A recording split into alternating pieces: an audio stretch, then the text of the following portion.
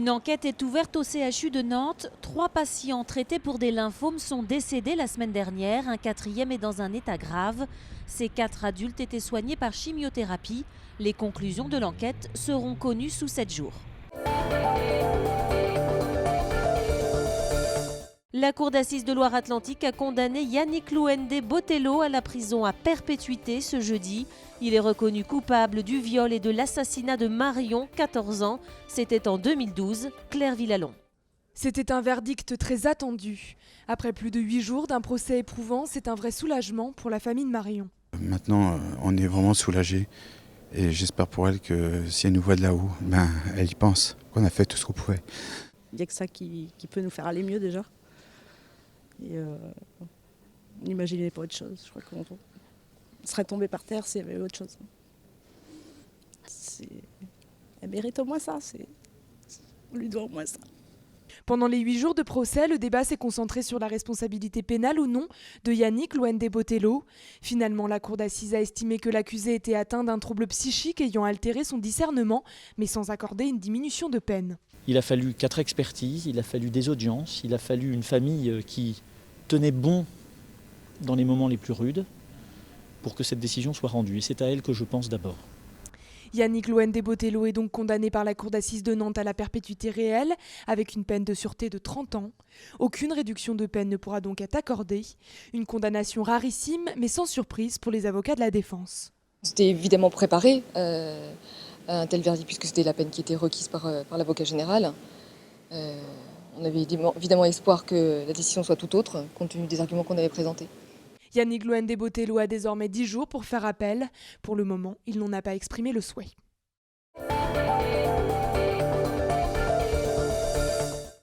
Pour sa 19e édition, le marché de Noël de Nantes sera une nouvelle fois implanté place du Commerce et place Royale. 120 chalets attendront les visiteurs. Des exposants venus en majorité du Grand Ouest. Décoration, gastronomie, accessoires, jouets, bijoux, de quoi mettre au pied du sapin.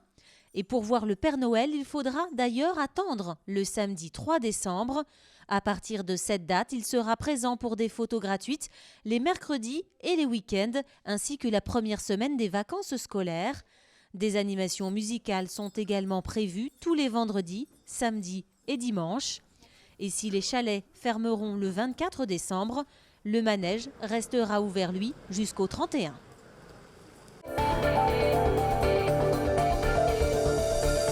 Elle fête aujourd'hui ses 40 ans. La Tour Bretagne a mis du temps à se faire aimer des Nantais, mais c'est aujourd'hui un symbole de la ville.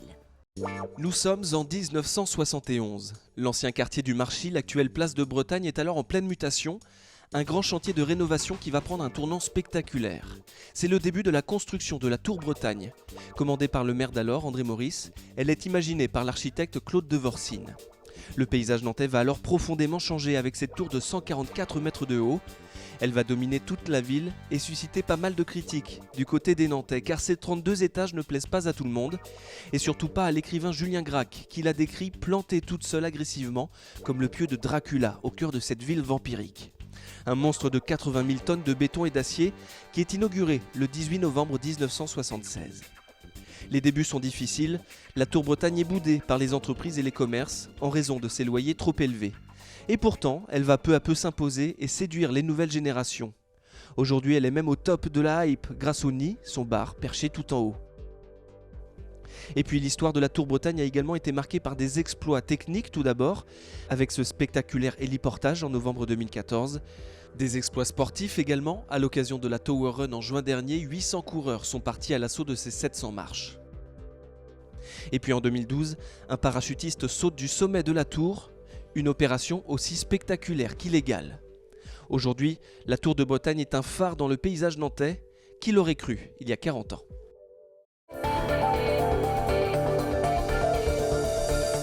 C'est un début de championnat difficile pour le SNUC Tennis de Nantes. Après une lourde défaite le week-end dernier, les tennismen vont devoir relever la tête ce samedi face à Nice, à domicile.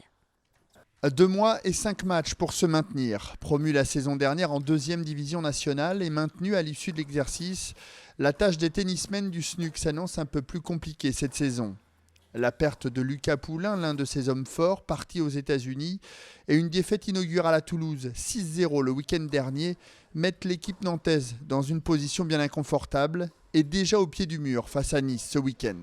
Nice, de toute façon, on est obligé de gagner, puisque sinon ça veut dire, c'est signe, je pense, de descente pour la fin de l'année, parce que Nice est une des équipes les plus faibles du groupe avec nous, et sachant qu'il n'y a qu'une descente dans notre poule, là, on a 6 équipes, et donc il faut qu'on gagne, ou voilà, faut gagner. Et pour cette victoire impérative à domicile, l'équipe pourra compter sur son atout majeur, Gleb Zakharov. C'est mon club de cœur, c'est mon club de toujours, donc